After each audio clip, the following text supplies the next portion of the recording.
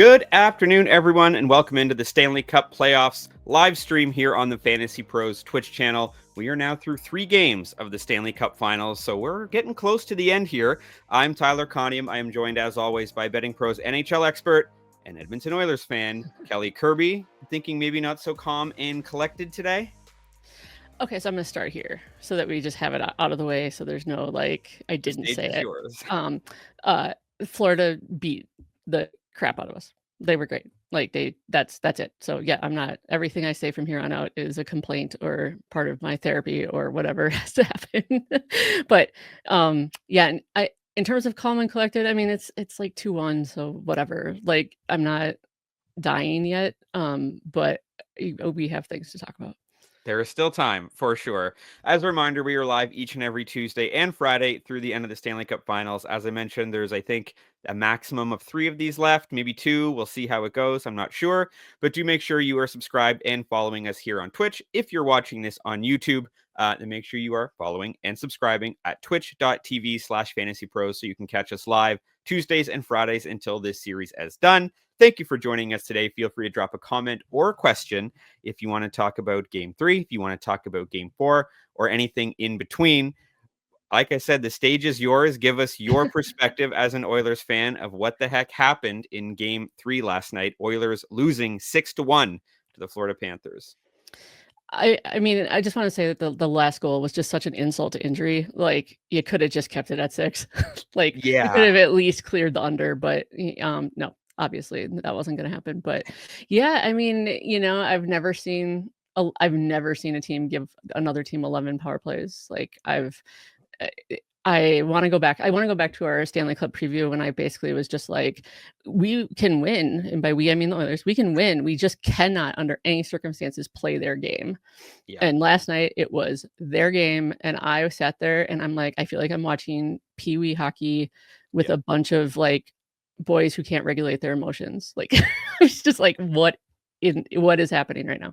And especially game 2, we saw 11 penalties in the second period, and you think, okay, Game 3, maybe some cooler heads will prevail. And I know Evander Kane, that's his style of game. I think he ended up with 16 or 18 penalty minutes. There was, some stuff at the end there where a few players got misconducts, but he took those back-to-back penalties seemingly in that game there, and they just never seemed to get the chance. Brad Marchand scores the first goal of the game. He's been unbelievable. Do you think that this is something the Oilers, is this a problem, or is this something they can rectify? There's no way. There's 138 penalty minutes in Game 3, 80 something in Game 2. This can't keep happening. Yeah, so I like to believe, my belief here is that at some point, probably in the middle of the second period, or for sure the second intermission, that I think they were all like, fine, let's just get it all out tonight. Let's just go. You want to fight tonight. You want to do dumb stuff, do it tonight. Because if they didn't say that, then I have no idea what happened. Because I mean, it was just like I said on Twitter, as soon as they scored the 4th goal, I was like, now you pull Skinner and let him rest. We're not winning this. So there was no reason to keep doing what we were doing. But yeah, I mean, it's, obviously I've seen both teams complain about the referees going against them, but I think that if they keep calling it like this, it should actually benefit the Oilers, because the Panthers are so much they're so much more physical, and yet they're so good at acting. I mean, did you see Bobrovsky? I'm like, if it was that easy to knock you over, man, you would never become an NHL goalie. So I mean, he's just flailing. I'm like, oh, here we are. But yeah, They know exactly what to do. You mentioned Florida had 11 power plays. And Edmonton, Game 1, they seem to come in with such confidence. We've talked about it ad nauseum about it just seems like the team of destiny, seems like a different team. They win the Western Conference Finals. They have no shame about touching the trophy. They're going to go out and win this. And then do you feel like maybe there's some immaturity? I don't want to even say it's an experience, because they were there last year. But like you said, they know what they can't do in order to beat Florida. They need to play the offensive game. They need to play the skill game. Do you think Florida is just that annoying that to get under their skin? Is it something that Florida is just that good at, or is it something where Edmonton is still just showing a little bit of an experience there? Yeah, I mean, I think it's just more it's Yeah, I mean, I don't know if there's a Florida Panther that I would wanna hang out with, Yeah. that wouldn't get annoying pretty quickly, but, like, in general, they shouldn't be engaging the way that they are, and even in the first 2 games, I don't think they did, in the second game, Florida just won, that it was a good game, it did what it like, I have no real complaints about how that one went, um, aside from Bennett, taking out a goalie, but, last night, there was just no excuse. Everything went wrong immediately. I'm a little nervous about McDavid, injury-wise. I don't know what Nugent Hopkins' situation was. They dinked around with the defenseman lineup. It is I'm like, I don't know if right now is the time to mess anything up, but they seem to be trying. So And I think too, like Paul Maurice in his press conferences afterwards, he's joking around. They're saying, well, Sam Bennett hasn't done a lot. Yeah, or Barkov hasn't done a lot in this series. Oh yeah, we're going to Mhm. trade him. And I don't even want to call it arrogance. It's certainly annoying if you're not a Florida Panthers fan that they just seem to be so confident, comfortable. They're not worried.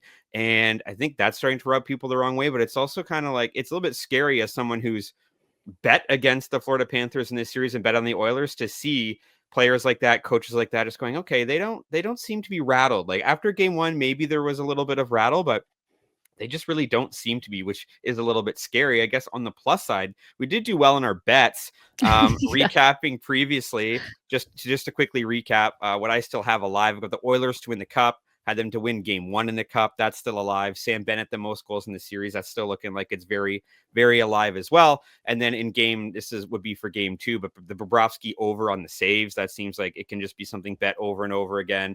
The over 6 that hit in game two and game three. I went under for game three. And as you mentioned, there was that late goal that brought that to under 6.5. And then on your side, for your sake, I hope that this doesn't end in 5 games because that would mean that the Oilers don't win again. But Mhm. McDavid, most points, is still alive. You've bet him to get 2+ points, which he's done almost every single game. The overs, and then a great call last time for the Corey Perry point, and perhaps an anytime goal at plus 270. So on the plus side, we're at least betting this series fairly correctly, which I think is a good sign. Mhm. Before we start talking about game four and more bets, I do just want to quickly tell you about an offer at FanDuel.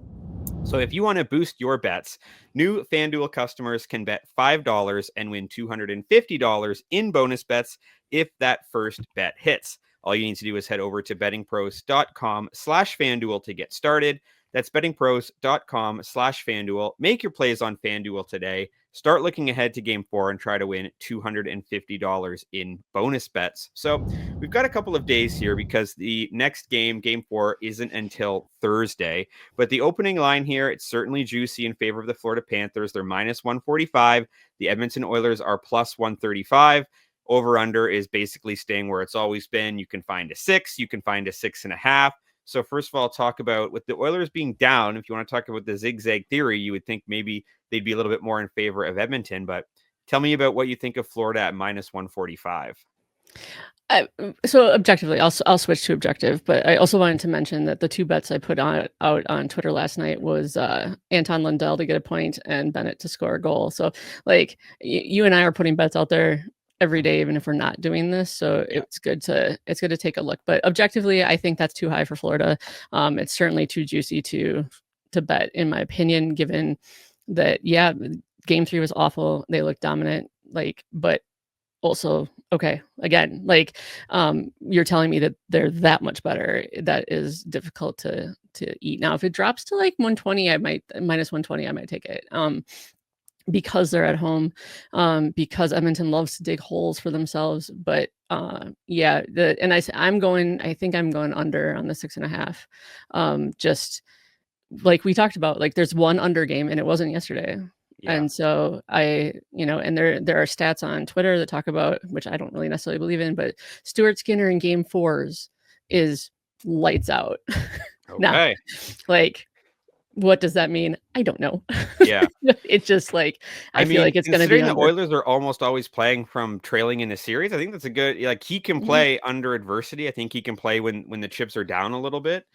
And I do agree with you. I think Panthers at minus 145, 150 is just not happening for me. One of my favorite bets is Oilers money line because it's 130, 135. To me, Mhm. Oilers have been a good road team the whole series. I think I don't want to say you can take the home ice advantage out of it for either side. Florida's loud, Edmonton's certainly loud as well. But when you're at this stage with the way Edmonton's been playing, I think that when you're getting up to 140, 150, they've shown they can win on the road. They've been, game one, they win. Game two is close. They lose in overtime. Yeah, there's the blip here in game three, but I don't think this series is nearly as lopsided. It was a crappy game for Edmonton in game three. Like Mhm. that's one you can crumple up, throw in the garbage, not look at the tape. I don't think do you think there's a lot that they can take out of that game aside from the penalties? Or is that just one of those like, look, we just didn't have it tonight. Skinner didn't necessarily have it tonight. They still had chances. Like, can you just throw that tape in the garbage? Or do you think it might be a bigger issue? I'm going with the tape in the garbage. I mean, you have to have short-term memory loss in the final. Like, there's just no other way to play it. And you and I were joking about novelty bets. Like, what would the chances have been that Jake Wallman was going to spray the other bench with water? Yeah. Um, when that when that started happening, I just thought, oh, we are so off the rails. I texted my friends. I was like, and this game is drunk. Like, I don't Yeah. even know Yeah. what else to do with it. So yeah, to me, it was such an anomaly and such an Yeah. outlier that to bet based on how it went, it I'm not interested in that. It was Florida's first home game. I mean, there was a lot going for Florida in this whole thing. So I'm hoping beyond hope that yeah, it was a blip. And I But think too, a lot of times when you have these instances, whether it's hockey or other sports too, where you have this game where it kind of, it ends in a little bit of fighting or there starts the animosity. And obviously there's a rivalry from last year. And then all of a sudden, the media or people like us are putting all these expectations on the next game, like, oh, what's going to happen? Rarely does that actually, come to mhm, fruition. I don't think we're going to get the, Pedro Martinez throwing an old man to the ground thing. Like, I feel like this is going to be not a one and done. Like I think it's going to be a little bit chippy because it's the finals, but I don't think you're going to get 135 penalty minutes. I don't think you're going to get 11 power plays. I don't think you're going to get a ton of fights. There's too much at stake now too. And we talked last time about the winner of a tied series, or maybe we didn't talk about it. I talked about it on the YouTube short. The winner mhm. of game two in a tied series wins the series 71% of the time. I don't have the stats for this one, but I think you can pretty much say if you go up 3-1 in a series, it's probably in the 90s. Mhm. So Edmonton has to win this game. I think they can't play around with this foolery. They can't lean into what the Panthers want to do, or they might be in big trouble. Then you mentioned the total as well. You're leaning more towards the under of the 6.5. I do like the over, but on the 6, I think Mhm. it's just I agreed last time. I thought that was going to be the under of the series because it was tied. I'm now at the point where it's like I'm just going to bet over 6 until it stops happening, which very well could be in this game as well. But it's like just watching these two teams I play, I almost feel like it's hard for them not to at least get to 6, but you do lean towards the under.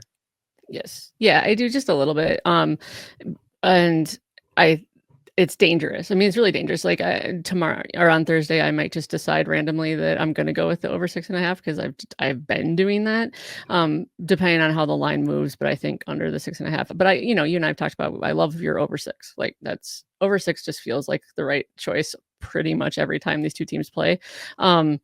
But the other thing I was gonna say is like looking at I was looking at last year when the Oilers went down 3-0, and I remember after game 2, they lost 4-1, and I mean, it looked like I had the same feeling that I had yesterday where I'm like, I don't even know who this team is.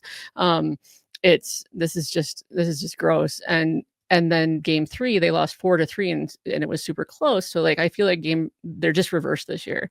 Game 2 was that one. But then the Oilers came out and won 8-1 in game 4. And so it's like that firepower is there. And if they get on a roll, they get on a roll. Like, yeah, then we're off to the races again. But if they try to fight and be more annoying than the Panthers, they will lose every single time.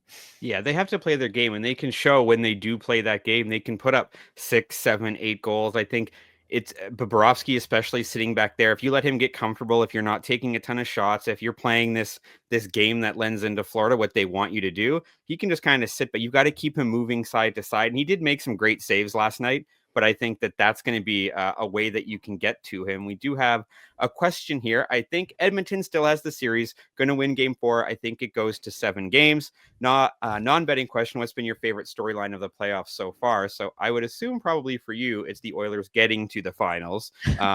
But if I'm wrong, what has been your favorite storyline so far?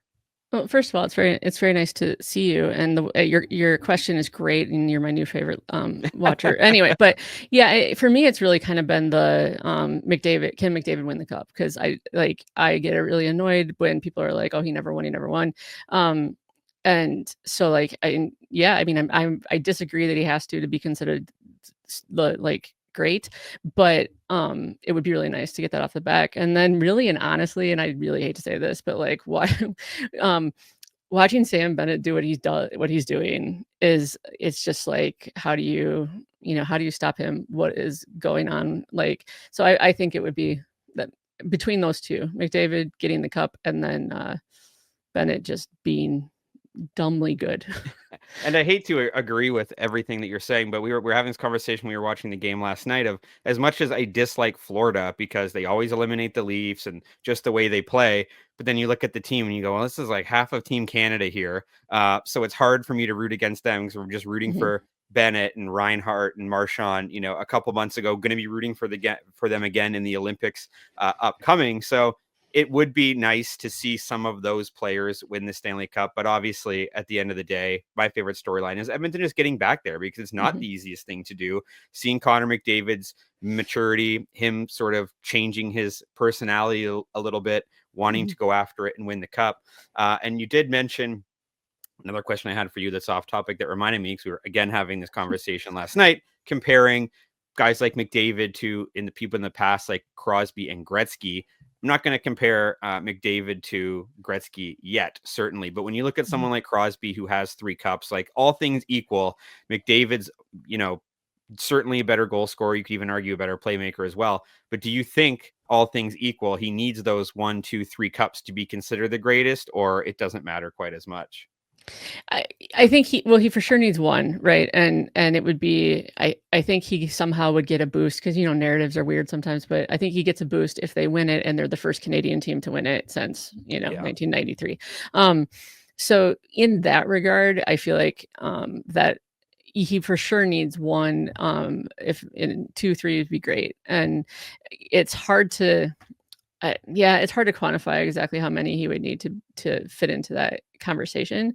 But the comparison with Crosby is good, and some of what he can do is comparative to Gretzky. It's just Gretzky's numbers look like were made in a lab somewhere. Yeah. I often do that. I'll go on to Hockey Reference, and then in baseball, I'll go into Baseball Reference and just look at Barry Bonds and Wayne Gretzky's numbers and go like, I mean, I remember the tail ends of their career, but just looking at them going, how did this even ever happen? It's unbelievable. But I'm sort of always of the mind, if all things are equal, the championship sort of, I don't think you have to have one to be considered the greatest. It certainly doesn't hurt. And it's like, all things equal, if they finished with the exact same number of points, but Crosby had 3 cups and McDavid had 0, I think that does tilt it that way too. Speaking of awards and stuff like that, I did want to mention the Conn Smythe because it's shifted quite a bit, really. So before this series started, McDavid was your favorite to win the Conn Smythe at +120, Bobrovsky +250, Barkov at +550. That has changed drastically, where now Sam Bennett is the favorite to win the Conn Smythe at +175. McDavid's down to 250, and then you've got Marchand +400, Bobrovsky +450, and then at the bottom, at the end of this list, Draisaitl +1200. So do you think there's any, I know we both got McDavid, I think around +160, kind of kicking myself for that now, or maybe do you want to double down on McDavid at +250? Do you think anybody else from Edmonton, should they win this series, is going to get it now that we're 3 games in? And then objectively looking at Florida, do you think it's Bennett? Do you think it's Marchand, or do you think it's Bobrovsky? Yeah, I was gonna say, like, given the odds where they are at this point, I would, if you haven't bet it yet, I would go Bennett McDavid. Like, you're guaranteed a profit. And I think depending on which team wins, it's going to be one of those 2. Just because, again, of what Bennett has done offensively, the fact that he's now the leader. And I also think, unless I'm terrible at predicting, which we might very well could be, but I feel like I feel like the Oilers are going to come back and Bobrovsky's going to give up a couple more goals, and so it's going to swing really hard toward a forward. So yeah, at this point with those numbers, I would bet both of them. I wouldn't have any trouble hedging my McDavid bet with Bennett, but I'm not going to double down on McDavid. So Yeah, that's exactly what I was going to say. I don't think Bobrovsky, we've got, 2, 3, 4 games left to go in the series. I don't think Bobrovsky is going to be able to, like, in my opinion, we need to get 2 or 3 shutouts. mhm, Well, he wouldn't be able to get 3, but he would need 2 shutouts or a shutout at least to sort of get into that conversation. I think this is definitely more of a forwards series. So Marchand at plus 400, I don't hate. It's an mhm, instance of, can he keep it going? I know he's been great. Him and Bennett have combined for 8 goals in the series. I don't know if he can keep it going, but I think if you did want to take someone from Florida, take Bennett at plus 175. I think if you haven't bet McDavid yet, plus 250, it's not going to get better than that. I don't think. I think it mhm, would either continue to go in Florida Panthers favor, or mhm. his number is going to go down from there. So we can finally start to talk about game 4, start talking about our bets, touched on the money line, touched on the total.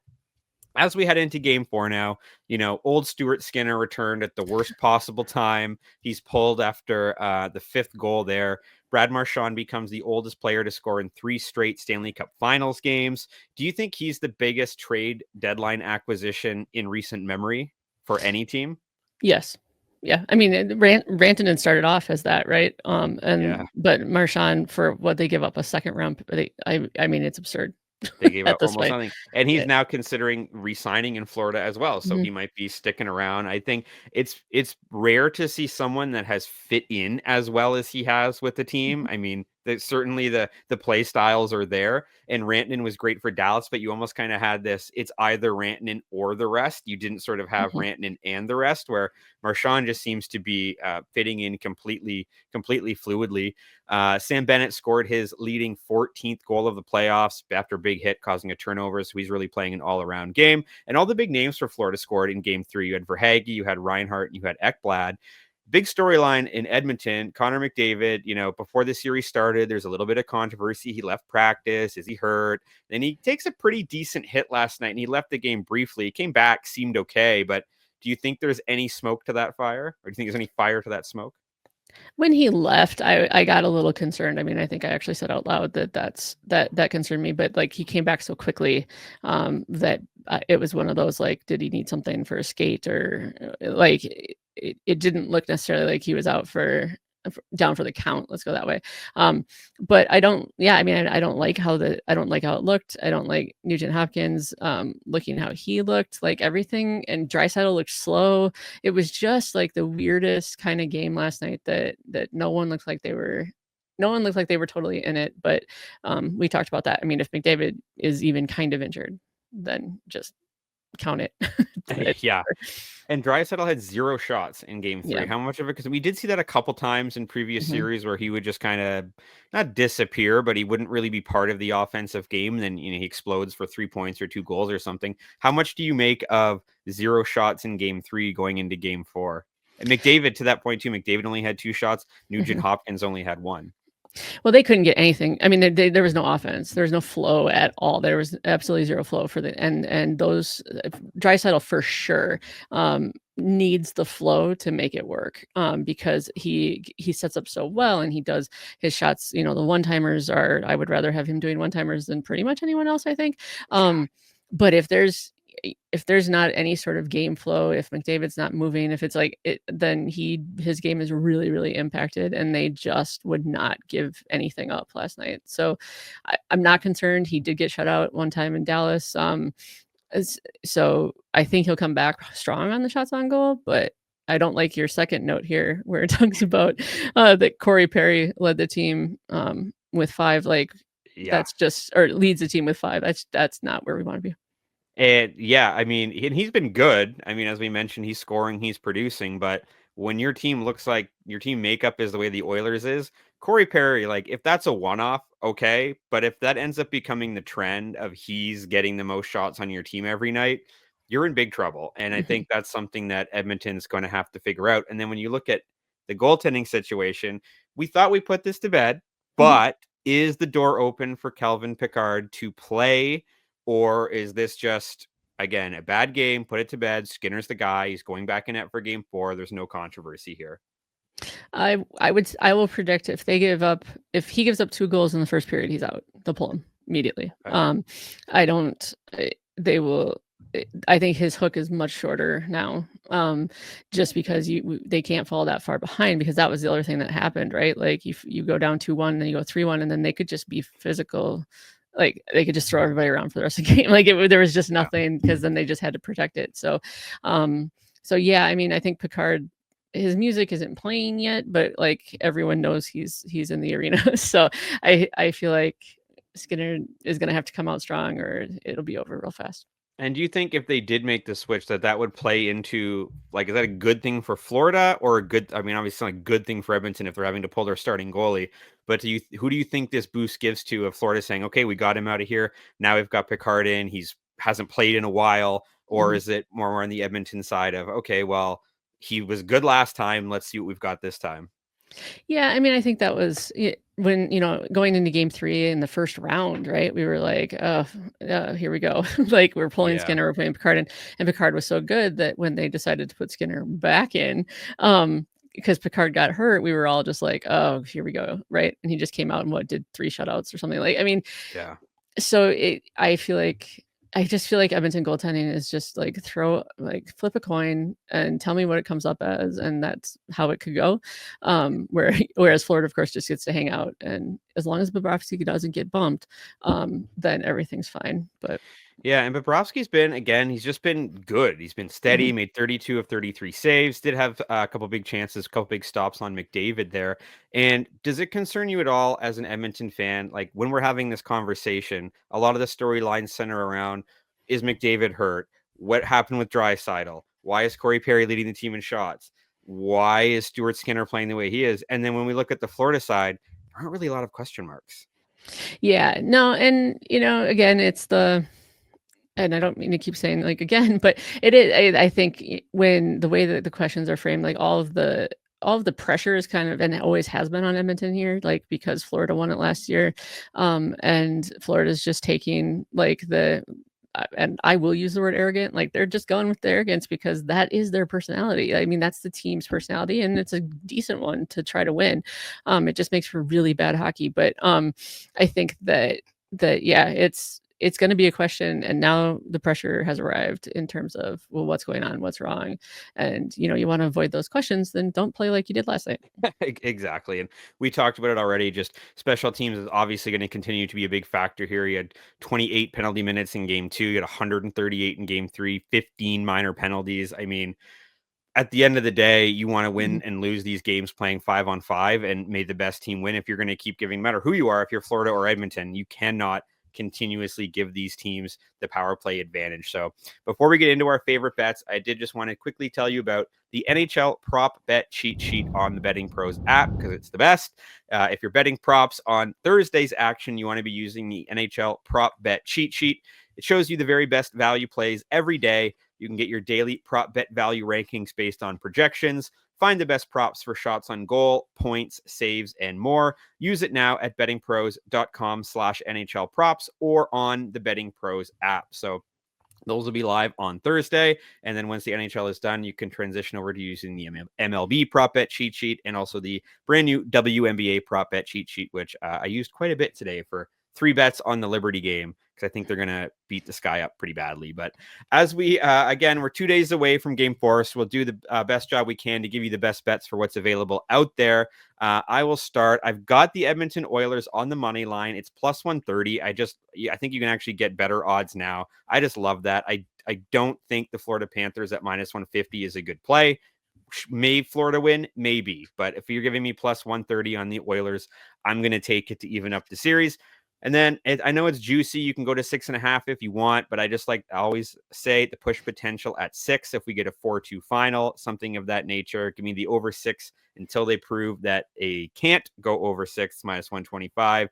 And then Brad Marchand is my early player prop. He's just been so steady. He's been so consistent. He's playing on all the special teams. He has power play goals. He has shorthanded goals. He has even strength goals, and he's helping out on the top line as well. So I will keep that hot hand there with Brad Marchand to get 1+ points for minus 120. I think you can get it minus 115 some places too, but minus 120 on the board.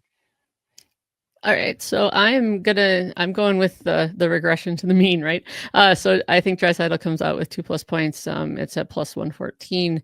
I like the same as you, right? Where I just feel like they are going to have to bounce back, and I think that there will be like a concerted effort to get him more involved than what he was yesterday. Evan Bouchard is like leading the Oilers in shots on goal, I think, by a wide margin. I mean, he had 9 last night. So the idea that he would get 4, he's just been shooting like crazy. So at plus 158, 3 was so juiced. I was like, well, let's just go to 4 because I think that he can get there. And then I'm not going against Bennett. Like, I mean, plus 180 for him to, get to keep doing what he's doing. I'm like, then yeah, there's no point in not. That's a good number for him. So. Yeah, the props have been so heavily favored in on the Edmonton side that it's like they almost don't realize that, Florida's scoring 3 or 4 goals a game too. And so there's a lot of potential on the goals there. And as you mentioned with Bouchard, just watching the games, that's the way they want to play. He's just teeing it up from the point, hoping to get a tip from Draisaitl or McDavid in front of the net. Corey Perry as well, and he's just letting it fly. And he's letting it fly, especially if you're getting, 5 or 6 power plays. He's the one that's running point back there. So that about does it for today. We will be back again on Friday, and we're either going to have a 3-1 series or hopefully a 2-2 series. Then we've got a best of 3, and we can sort of start all over again. So be interesting to see how this game goes. I'm really hoping the Oilers can tie it up, not just for my bets, but also for the fact that the conference finals were pretty short. I'm hoping the Stanley Cup finals aren't that short as well, and would like to see the Stanley Cup back in Canada. So before we get out of here, tell the people where they can find you and where they can see your bets. All right. On Twitter/X, I'm at the Wonky Penguin. On Blue Sky, I am at the Wonky Penguin. And then on BettingPros, I do a daily prop article. But you can find me. It's bettingpros.com/u/Wonky Penguin. There we go. You can follow me on socials at Tyler Conium, on BettingPros at bettingpros.com/u/Tyler Conium as well. So on that note, we'll get out of here. If you're watching this on YouTube, make sure you follow us on Twitch, twitch.tv/fantasypros. We'll be back Friday, 3 p.m. Eastern to talk about the Stanley Cup Finals. Have a good one.